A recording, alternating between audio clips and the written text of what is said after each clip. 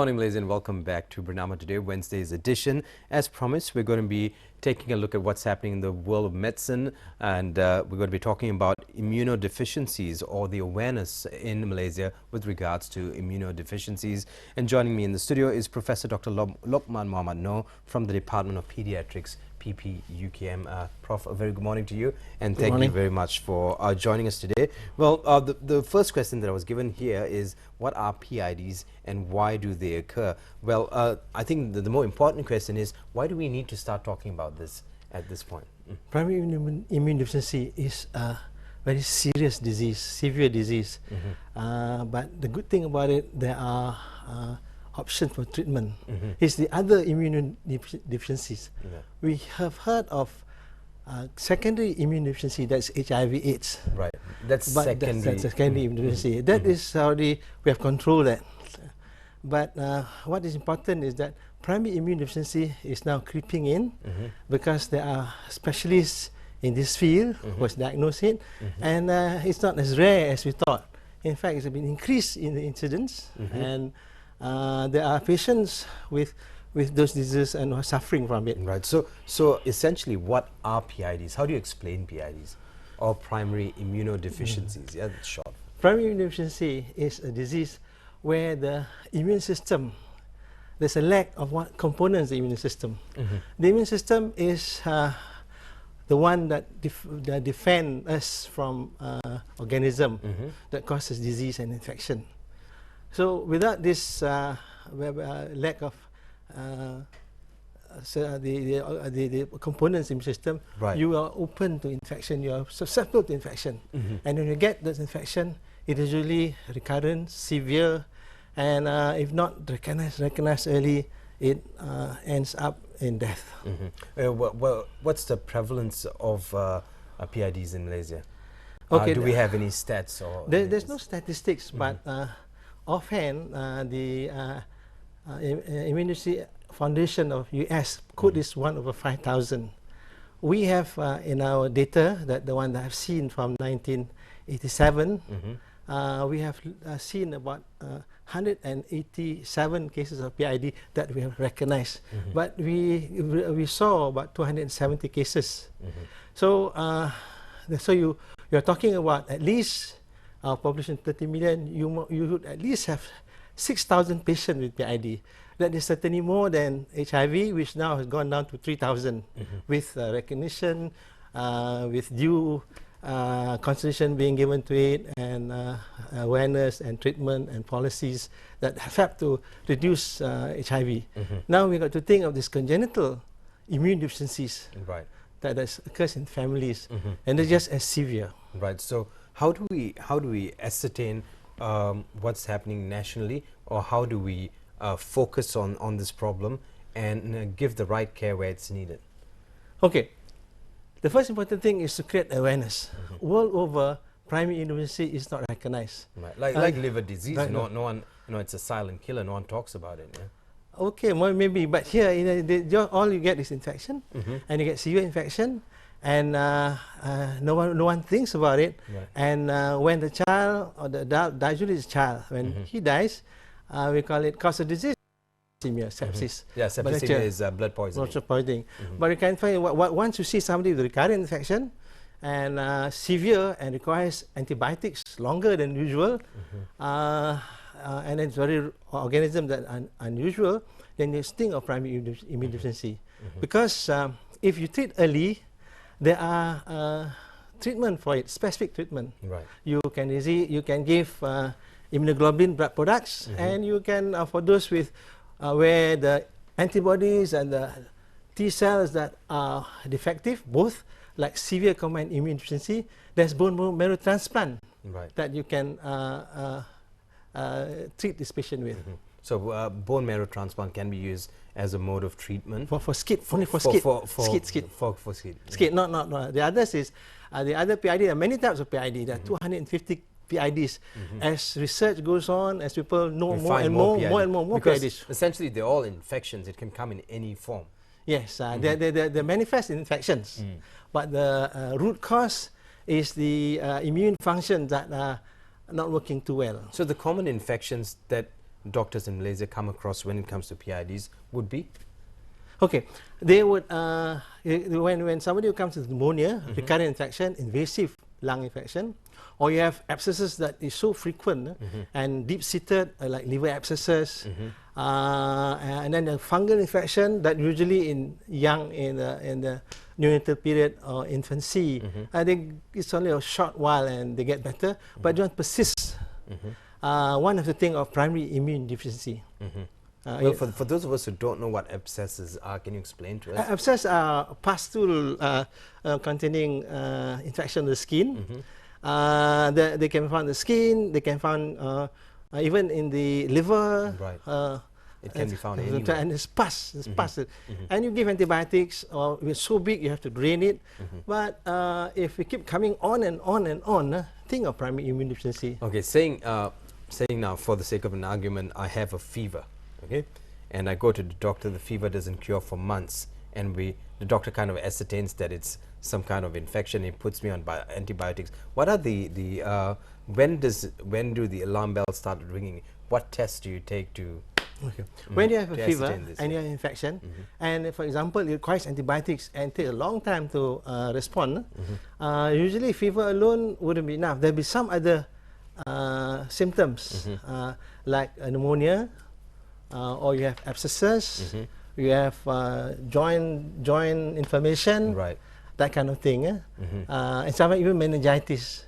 Then you should think of primary immune deficiencies. But it's only fever, you get upper side and you get better, nothing to worry. But there are blood tests that can ascertain if you're having... Yes, there are blood tests. For example, a baby up to 4 years, if you have 4 to 6 times upper infection, just the flu, you get better, okay, nothing to worry. But more than that, and you have ear infection that is 4 to 6 times a year, then you start worried. Or sinusitis that 3 or 4 times a year, then you have to get worried. Then you have to let the doctor see, and usually they refer to the clinical immunologist.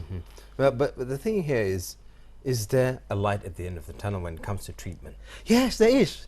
In fact, they do better than HIV because there are specific treatment. There are the types where there's antibody deficiency. The types are according to the components of the immune system. One of them is antibodies, and then there are cells. For those where the lack of antibodies, like primary antibody deficiency. So these children will get recurrent infection, recurrent pneumonia. Once you diagnose them, you can give IV immunoglobulin regularly for 3 to 4 weeks. And many of them reach adulthood. Previously, they don't make even 3 or 4 years. So but do they live lives as normal adults? They live as normal, as long as they receive the immunoglobulin regularly, and there are special doctors to look after them to monitor their progress. But when you talk about the prevalence of PIDs in children and in adults, why do we see it more in children than in adults? Okay, because this is genetic disease. So you start early in life. That's kid in the first 3 or 4 months, they begin to show. Some later, but there's also in adults that occur quite late, like common variable immune deficiency. So it is just because children, as they grow up, the immune system are just beginning to mature, and therefore they are quite susceptible to infection. Well, there's this thing called MyPOPI or POPI. What's this all about? POPI is a patient organization for primary immune deficiency. It is a group in European Society Immune Deficiencies. They realized that this disease is prevalent all over the world, and it is not recognized. Only 10% are recognized. 90% are recognized, even Europe. So, and these children suffers, patients suffers, and so they form groups so that there will be a group that so that parents can get together, know what disease, there's access to treatment, and then they can form groups that will suggest to the government what the needs are. For example, IV immunoglobulin in this country, right. Thankfully the Ministry of Health has given it free, but not for all universities, because this is life-saving. Without this immunoglobulin, their life will be miserable and they may not make it the 3rd or 4th years of birthday. And so if they're given free, and then if there is a way to access the newer type of immunoglobulin, like subcutaneous immunoglobulin, where it is given Subcut. It's subcut, under the skin. Under the skin. So those are the kind of thing that can that they can plead to the various organizations, the health ministry, to help them. So so they get educated, they form group, they talk, and then they can engage various organizations to help them. Just like my thalassemia group, that kind of thing, because they get recognition and access to help is more forthcoming. So correct me if I'm wrong, but even with diseases, there's a top 10 list, and this doesn't make the top 10 list. Now people are beginning to see the importance of it and are rushing to create an awareness. Yeah. So when it comes to creating an awareness, urban folk, it's easy, you know, it's dissemination of information through the internet, through TV, radio. What about rural folk? How do you go there and spread the word out?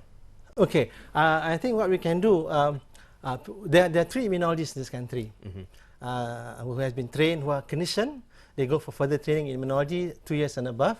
And so we engage in various clinics. For example, when I was in USM, I was in Penang, but I go to Kota Baru and see patient at USM in Hospital Kota Baru, and also the around Penang. And so those are the people. And then I see this patient and pass it around, and I appear on radio. This is the kind of thing. And then forming this IPOP group, then we can get groups to listen, to organize talks, so that they get to know about this disease. What's the progress been like with the MyPoppy and spreading the word out? It is doing very well. In fact, we have started the Bottom Committee has been formed. Mr. Bruce Lim is the chairperson, and we are now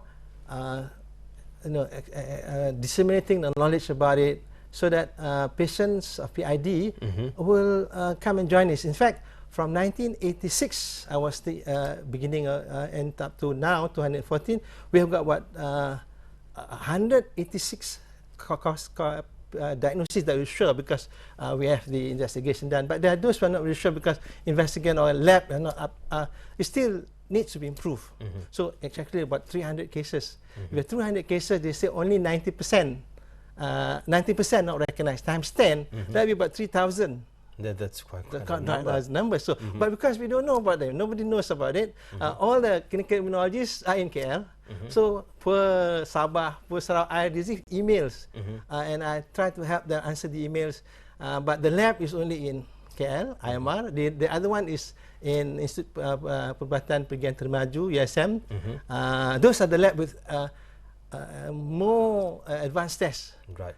So we need to get all those numbers, so that there should be one in Sabah, I mean on the various places. Peninsula, but isn't the Ministry of Health aware of this? And I think we have engaged them. We have written to them. We have meetings with them. And Ministry of Health, if you're listening in, people need help around here. Yeah, and then I think we must get this subspecialty going, because the 3 of us are not recognized actually, but we are recognized internationally. I'm invited to talk in ACID and the last time in Altantia, where the Eastern Europe people realized that disease is important because of the cost, the economic cost. It costs about 35 million. For example, in our Malaysia, they cost 100. I have it here. If I can just read, please go for it. So that I don't. Let's ensure that the policymakers and all of us are clear as to what's happening here. So that you know, where is it? It is. They say. Is it? And this is the cost, the actual cost. Yes, okay. And this is from Jeffrey model. Yeah. And it is being used in USA and Europe, and in fact the European Parliament make it that this disease should be taken care of.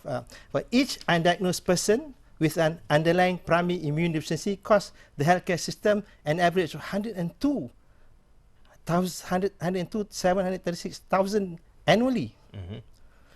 And each diagnosed person with underlying primary immunodeficiency costs like 22,000. So that is, if you diagnose all your cases, then you wouldn't spend so much, because I calculated we have about 35. I calculated it comes about nearly 35 million for the patients that we have. Right.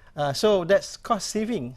So this patient, once they get they're diagnosed, they become recurrent. They go to hospital very often, and they're very severe. They need ICU care.